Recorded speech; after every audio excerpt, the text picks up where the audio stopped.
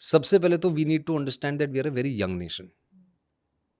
76-77 years हुए हमें।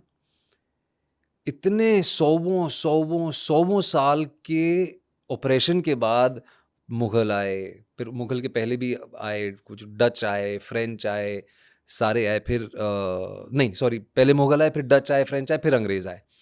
सौवों साल के ऑपरेशन के बाद हमें एक सो कॉल्ड आज़ादी मिली। पर क्या वो वाक़ई आज़ादी थी? कॉलोनियल हैंगओवर जो वो छोड़ के गए, उसी में हम लग गए। तो मेरा ये मानना है कि आज जो हिंदू है, वो अब उसको फाइनली जाके एक पोजीशन मिली है जहां पे वो अपनी आइडेंटिटी की मांग रख रहा है अपने ही देश में।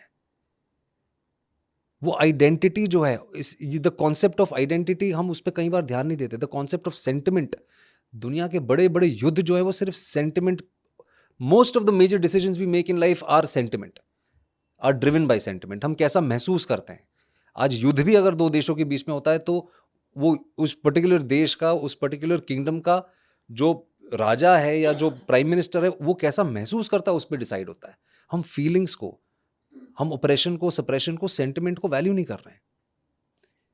तो इसीलिए I completely agree with you कि आज जो अगर गुस्सा भरा हुआ है, जैसे फॉर एग्जांपल आप सिलीगुड़ी की अगर बात कर रहे हैं, वेस्ट बंगाल में सिलीगुड़ी जो है, सिलीगुड़ी कॉरिडोर, चिकन्स नेक जो पॉपुलरली जाना जाता है, वहां की दशा देखिए। वहां पे मैं बिल्कुल एग्री करता हूं कि वहां का हिंदू नाराज है।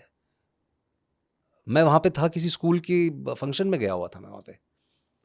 तो वहां पे मतलब एक तो आप बॉर्डर से घिरे हुए हैं, हर जगह से बॉर्डर ही बॉर्डर है। यहाँ बांग्लादेश है, यहाँ नेपाल है।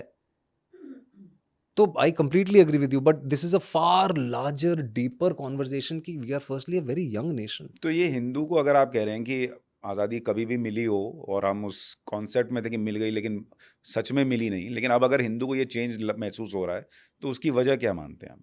क्यों लग रहा है ये? सर, क्योंकि फाइनली उनको अपनी आइडेंटिटी ओन करने में एक प्राइड महसूस हो रहा है। उनको अपनी बात, अपना पक्ष रखने का मौका मिला है उनको। I think so, this is what I feel. I might be wrong, but मुझे ऐसा लग रहा है कि जो हमें कॉलोनियल हैंगओवर की हम बात कर रहे हैं, अंग्रेज चले गए, अंग्रेजी छोड़ के चले गए, हम हमारी रीजनल भाषाओं को, हमारे कल्चर को, हमारे फेस्टिवल्स को, हमारी आइडेंटिटी को ओन करना चाहते हैं, और ख़ासतौर पे एक हिंदू करना चाहता है, तो उसमें कुछ गलत नहीं लगता मुझे। क्योंकि आज़ादी तो मिल गई, लेकिन क्या उसे वाकई आज़ादी मिली थी?